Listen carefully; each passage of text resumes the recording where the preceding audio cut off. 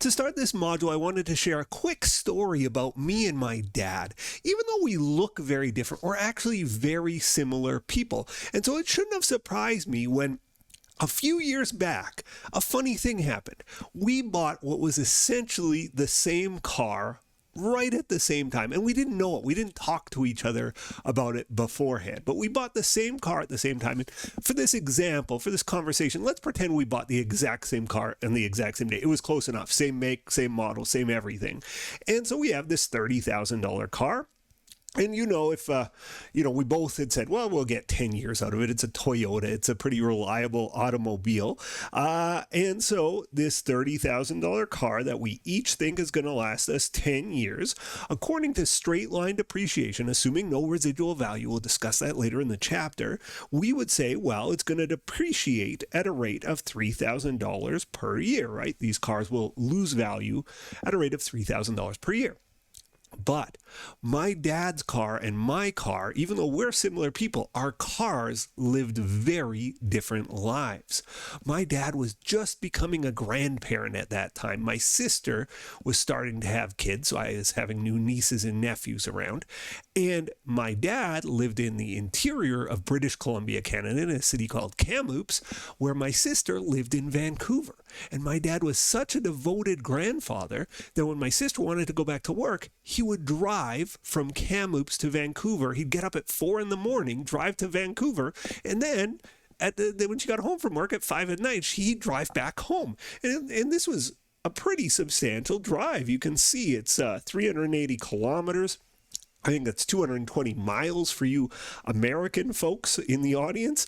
And this is through pretty treacherous mountain roads. He would do it in January and February. It was a very devoted thing for a grandfather to do.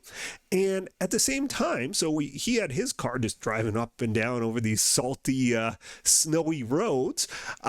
My car was sitting in a garage because I had just moved very close to the university where I teach. And in fact, this isn't where I live exactly, but it's about the same distance from the Starbucks near my house to the university. And you can see it's an 800-meter walk for you Americans. I can't help you there. What is that? Maybe 900 yards, 1,000 yards, something like that.